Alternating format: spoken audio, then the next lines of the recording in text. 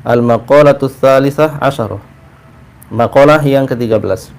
Qila, dikatakan, hammul arifi as-sana'u wa hammuz zahidi ad-du'a'u. Li'anna hammal arifi rabbuhu wa hammaz zahidi nafsuhu. Yang menjadi kegemarannya orang-orang arif adalah memuji. Maknanya memuji Allah Subhanahu wa ta'ala. Nah, sekarang kita akan melihat apa sih yang dimaksud dengan arif itu. Yang dimaksud dengan arif billah atau orang-orang yang telah sampai pada derajat seorang wali, yakni dia sudah menjadi seorang yang arif, bijaksana di dalam menyikapi segala perkara-perkara yang terjadi di muka bumi ini. Mereka itu senantiasa memuji Allah dengan kemuliaan sifat-sifatnya Allah itu. Jadi seseorang itu dikatakan arif tentu karena dia mengetahui sesuatu, sehingga orang tersebut bisa bersikap atau berperilaku bijaksana terhadap apapun yang terjadi. Jadi orang itu kadang-kadang kita bisa lebih memahami kalimat ini dengan contoh-contoh yang sederhana. Ketika ada permasalahan yang terjadi pada seseorang dan seseorang, artinya ada dua orang yang sedang mengalami sebuah permasalahan yang mereka ini tidak mampu untuk menyelesaikan perkara mereka sendiri. Mereka harus mencari orang yang ketiga. Maknanya mereka harus mencari orang lain untuk menengahi perkara yang menjadi perselisihan antar mereka.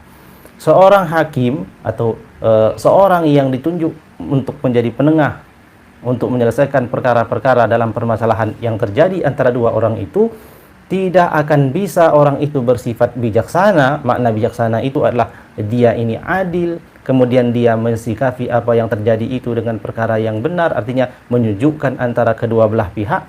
Itu tidak bisa tidak kecuali seseorang yang menjadi penengah tadi itu telah mengetahui perkara-perkara itu secara utuh.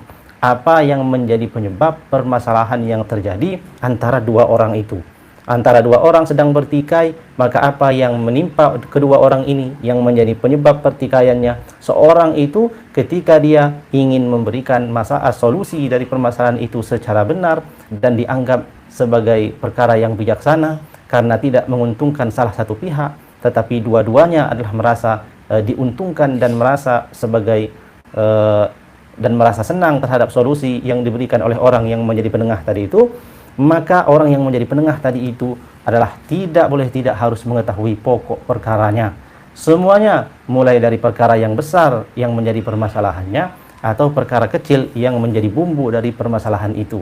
Nah, ketika seseorang telah mengetahui permasalahan itu secara lengkap dan secara pasti, bahwasanya permasalahan yang terjadi antara dua orang itu dia telah ketahui secara utuh, maka ketika ia menyampaikan solusinya atau ia menyampaikan tanggapannya terhadap permasalahan tersebut, pasti ia akan bijaksana. Kenapa? Karena pengetahuannya terhadap perkara itu sudah lengkap. Maka orang yang arif, kalau diterjemahkan, adalah orang yang telah mengetahui.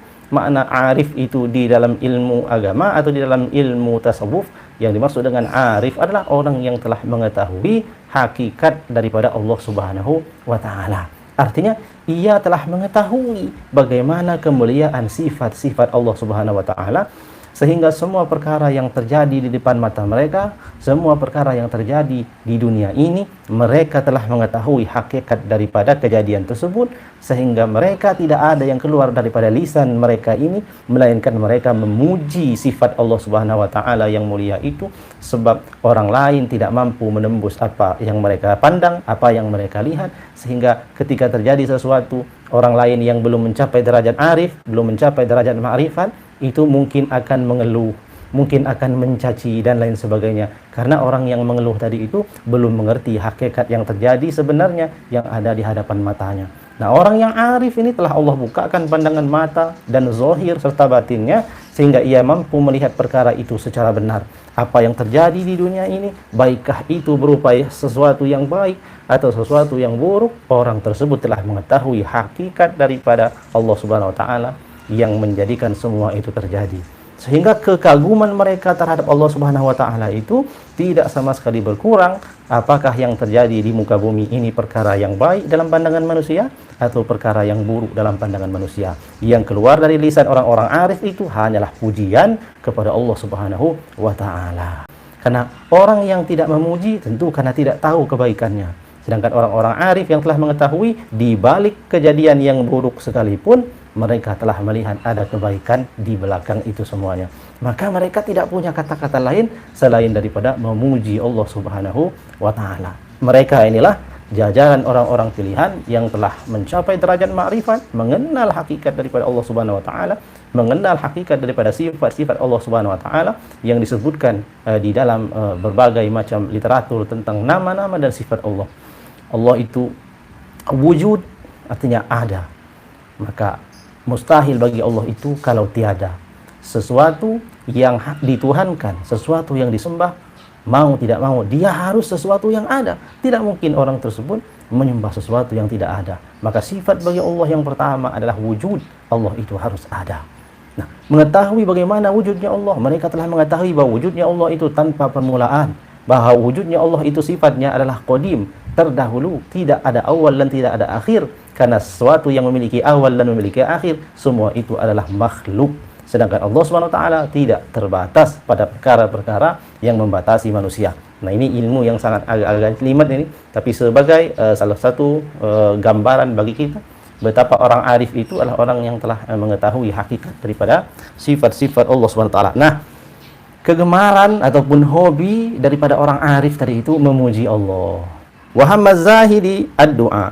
Nah, selain orang arif ada juga orang zahid atau orang yang zuhud. Apa yang dimaksud dengan zuhud? Zuhud yang dimaksud di dalam kitab ini adalah orang yang tidak memperhatikan dunia ini melebihi kadar kebutuhannya. Artinya orang-orang yang zuhud itu adalah orang yang tidak membutuhkan apa-apa kecuali hanya membutuhkan sesuatu yang bisa menyebabkan mereka bertahan hidup. Pakaian, mereka butuh pakaian, tapi pakaian seadanya.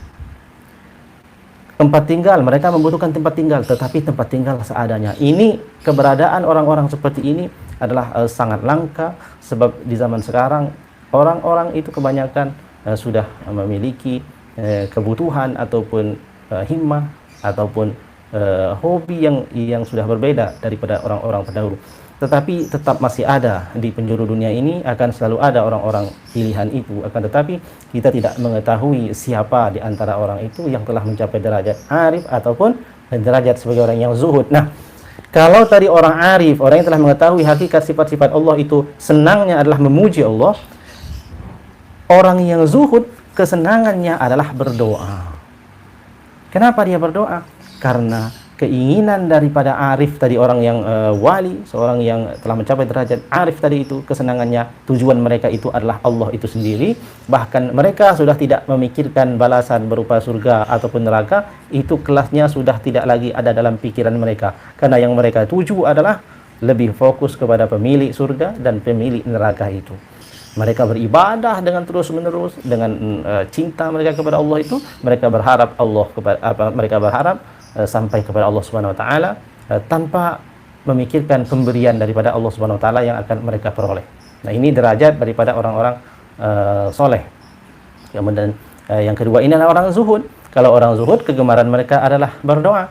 Kenapa kegemaran mereka adalah berdoa? Karena memang di dunia ini mereka tidak membutuhkan apa-apa kecuali sesuatu yang bisa menyangga kehidupan mereka. Asal mereka sudah bisa hidup dalam waktu satu hari, dan asal mereka sudah memiliki kehidupan yang bisa mempertahankan hidup mereka ini, maka selebih daripada itu mereka berdoa, meminta kepada Allah Subhanahu wa taala. Maka pekerjaan orang-orang zuhud itulah berdoa, dan mereka di dalam doanya itu meminta agar diberikan semua perkara-perkara kebaikan itu kepada diri mereka, dan Allah akan cukupkan nikmat itu nanti di akhirat. Sedangkan perkara yang ada di dunia, mereka tidak minta selebih daripada kebutuhan hidup mereka saja. Jadi banyak cerita bagaimana perilaku orang-orang zuhud itu. Ada yang dikatakan tidak memiliki baju seumur hidupnya kecuali hanya satu, memiliki satu pakaian dan satu sarung, sehingga ketika pakaiannya dicuci dia memakai sarung, ketika sarungnya dicuci dia memakai pakaian saja, dan tidak keluar-keluar dari tempat tinggalnya karena menunggu bajunya kering. Begitu terus menerus, ada sampai wafat dengan demikian. Nah, mereka betul-betul meninggalkan dunia. Nah, kita ada di zaman sekarang tidak mesti harus seperti itu, tapi yang ada adalah sifat-sifat kemuliaan mereka itu ada di dalam hati kita. Artinya Kalaupun kita ini menguasai dunia, maknanya dunia pun bisa kita gapai, tapi itu tidak menyebabkan hati kita berpaling kepada Allah, dan tidak menyebabkan hati kita ini merasa lebih daripada orang lain, atau tidak menyebabkan hati kita menjadi hati yang takabur. Apa yang dimiliki orang itu, berapapun banyaknya, dia syukuri, meningkatkan rasa syukurnya sebab nikmat dari Allah Subhanahu wa taala. Nah, dua-duanya adalah sifat yang mulia di dalam sifat-sifat orang-orang soleh. Semoga ada manfaat daripada nasihat-nasihat mereka ini, dan kita termasuk orang yang berusaha senantiasa mendekatkan diri kita kepada Allah, dan semakin banyak pengetahuan kita akan semakin banyak pula huda atau petunjuk, hidayah atau amalan-amalan yang kita lakukan. Semoga Allah SWT senantiasa menjaga kita, dan kita tergolong orang yang senantiasa menuntut ilmu sampai akhir hayat kita. Amin ya rabbal alamin. Demikian saja kajian kita pada pagi hari ini. Terima kasih atas perhatiannya. Alhamdulillahirabbil alamin. Subhanallah wa bihamdihi, subhanakallahumma wa bihamdika, asyhadu an la ilaha illa anta, astaghfiruka wa atubu ilaik. Wallahu a'lamu bissawab. Selamat memperbanyak membaca salawat kepada Nabi sallallahu alaihi wasallam. Allahumma shalli wa sallim wa barik ala sayyidina Muhammadin nabiyil ummi al-habibil ali al-qadri al-azimil jahi wa ala alihi wa sahbihi wa sallim. Wallahu al-muwaffiq ila aqwamit thoriq. Wassalamualaikum warahmatullahi wabarakatuh.